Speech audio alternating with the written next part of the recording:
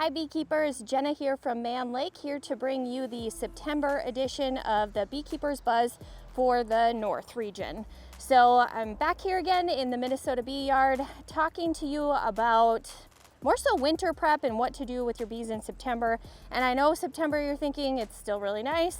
There's actually a fair bit blooming here yet as far as like goldenrod that the bees are bringing in, but now is really a crucial time for you to get into your hive and start your winter prep. So there's a few things that you need to do in September. First being, get in your hive and just assess your colony health. I'll go a little bit more in depth in a little bit here. Make sure you start your fall feeding, especially if you've pulled honey off those hives. You want to make sure they have plenty of food. Get your mouse guards on, and then lastly, September is about as late as you want to go for putting a mite treatment in. So let's talk about all of that a little bit more. So first of all, going in, doing a hive inspection and assessing your colony health. So number one, you want to make sure that you have a nice strong colony going into winter. Early September, if you have a really weak colony and you're just not real sure that that's going to survive the winter months, you can combine it with a stronger colony. Also, make sure your colonies are queen right. If you have a hive that does not have a queen, especially where we're at on the northern side of Minnesota, September is really cutting it close for being able to requeen. It's early in the month, it's probably going to be okay, but when we get to the back half of September, at that point it's kind of too late to requeen. So at that point you would want to combine with another colony. So let's say you go into your hive and you notice that you have a really spotty brood pattern, or you're not seeing any fresh eggs being laid and you decide you need to get a new queen in there. That's, like I said, that's okay for early in the month of September. If you get into your hive and you're not seeing any signs of brood at all, no eggs, no capped brood, you're pretty confident there's not a queen in there, at that point I think I would recommend just combining with another colony. So again, go in, make sure that you've got a laying queen. She should still have a pretty solid brood pattern, but as we get later into the month and into October, her egg laying is going to start to decrease, so you're going to see less brood in the hive as the colony preps itself for winter. So then fall feeding, you're going to want to early on give them a pollen substitute, so they're still raising brood. They're, like I said, we've got goldenrod out right now, so they are bringing pollen in from that, but putting a pollen sub in there is just going to help them raise young healthy bees for going into winter. Then for your syrup, you're going to want to feed a really heavy syrup, so Pro Sweet or a 2-to-1 if you're making your own sugar syrup.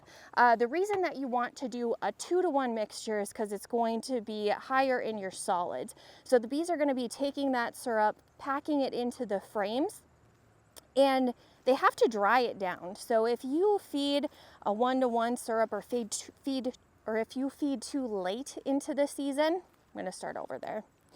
All right, so if you're feeding a 1-to-1 syrup or feeding too late into the season, it's not giving the bees time to put that in the frames and dry it down, and so it can lead to moisture issues in the hive later on. Also, as we just start to get those cooler days, they're just going to be less likely to actually take syrup down. So make sure early September you're getting your fall feed on both the Pro Sweet or a sugar syrup and a pollen substitute patty. Then get your mouse guard on. So I'm going to be doing that here in our hives after I get off of the video here today.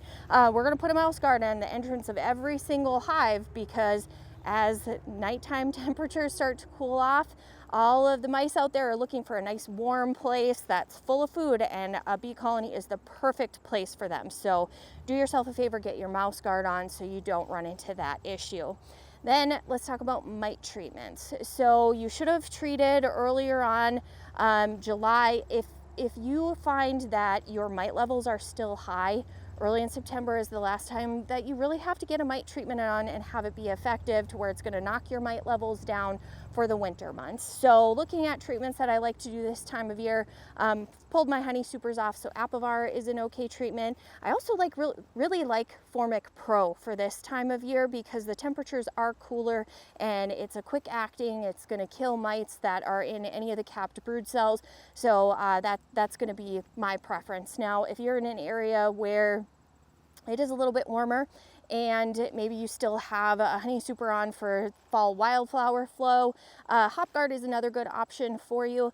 So just look at what is it that you used earlier on in the season, make sure that you're rotating, and then also those factors like temperature, whether or not your honey supers are present, to determine which mite treatment you want to use. And certainly if you have any questions, you can give our sales reps a call or throw them in the comments and we'd be happy to answer those for you.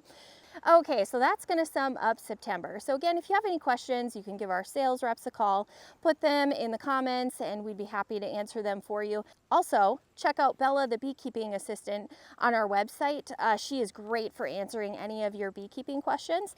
Plus, we've got something new coming out. We've created a Mann Lake Facebook group where you can go ask your beekeeping questions to be answered by fellow beekeepers or Mann Lake employees. So we've got a lot of resources out there for you. We're happy to answer any questions that you have to help you succeed.